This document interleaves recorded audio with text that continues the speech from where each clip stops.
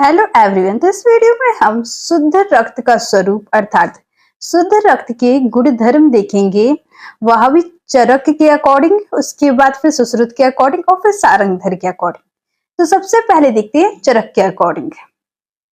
तो चरक ने कहा है, तपनीय इंद्र गोपाभम पद्म आलक्तक सन्निभम गुंजा फल सवर्णम चा विशुद्धम विद्धि सोडितम। अर्थात सबसे पहले तपनीय, सबसे पहले क्या है तपनीय, तपनीय अर्थात तपे हुए सोने के समान। फिर नेक्स्ट है इंद्रगोपाभम, इंद्रगोप, इंद्रगोप अर्थात वीर बहुटी, एक प्रकार का इंद्रगोप होता है ना, तो उसके समान तपनीय इंद्रगोपाभम। फिर पद्म, पद्म अर्थात लाल कमल के समान पद्म। क्या है आलक्तक, आलक्तक अर्थात आलता के समान। फिर उसके बाद क्या हो जाएगा गुंजा फल सवर्णम, मतलब गुंजा फल, एक गुंजा फल होता है उसके वर्ण वाला, गुंजा फल सवर्णम चा विशुद्धम विद्धि सोडितम। तो इस तरीके से चरक ने शुद्ध रक्त का स्वरूप बताया। सबसे पहले इसको पॉइंट्स में देखे थे। सबसे पहला पॉइंट है तपनीय अर्थात तपे हुए सोने के समान, दूसरा है इंद्रगोप के समान, तीसरा लाल कमल के समान पद्म, आलक्तक अर्थात आलतक के समान, और फिफ्थ नंबर पे क्या हो जाएगा गुंजा फल के वर्ण वाला हो जाएगा। तो यह हो गया चरक के अकॉर्डिंग।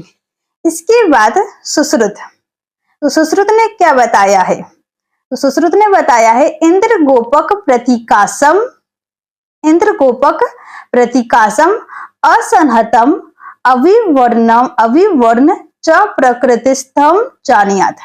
इसको फिर से देखते हैं। इनने तीन चीज लक्षण बताए हैं। वह है इंद्रगोप प्रतीकासम, मतलब इंद्रगोप जैसा, इंद्रगोप प्रतीकासम। दूसरे नंबर पे असंहतम, तो असंहतम में क्या हो जाएगा दूसरे नंबर पे ना, असंहतम अर्थात ना बहुत गाढ़ा, ना बहुत पतला और ना ही जमने वाला, अर्थात अगर वस्त्र में लग जाए तो उसके धोने पर वह कोई दाग नहीं छोड़ता है। तो पहले नंबर पे हो गया इंद्रगोपक प्रतीकासम, फिर असंहतम, फिर तीसरे नंबर पे हो जाएगा अविवर्ण, अवि मतलब जो भेड़ का रक्त होता है उसके कलर के समान, अविवर्णम चा प्रकृतिस्थ जानियात। तो ये तीन प्रकृति बताई हैं। इसके बाद हम देखते हैं सारंगधर के वाग्भट के अकॉर्डिंग, है ना। तो तीन चीजें देखनी है, सबसे पहले चरक, फिर सुश्रुत और फिर वाग्भट। तो इसके बाद हम देखते हैं वाग्भट के अकॉर्डिंग। तो वाग्भट ने कहा है मधुरम लवर्णम, मधुरम लवर्णम किंचित शीत उष्ण, किंचित शीत उष्णम असंहतम। सबसे पहले क्या कहा है मधुरम लवणम किंचित शीत उष्णम असंहतम पद्म इंद्रगोप, पद्म इंद्रगोप हेम अविशस लोहित लोहितम। सबसे पहले देखते हैं क्या कहा है मधुरम लवणम अर्थात जो रस अर्थात जो रक्त होता है वह मधुर और लवण रस से युक्त होता है। फिर कहा है किंचित शीत उष्ण, किंचित शीत उष्ण मतलब उसकी प्रकृति कैसी होती है सम शीत उष्ण होती है। फिर थर्ड नंबर पे कहा है असंहतम, वही असंहतम मतलब ना बहुत गाढ़ा, ना बहुत पतला और ना ही जमने वाला। फिर क्या कहा है पद्म इंद्रगोप हिम, मतलब पद्म के समान, कमल के समान, इंद्रगोप के समान, और हेम मतलब वही तपे हुए सोने के समान, पद्म इंद्रगोप हेम।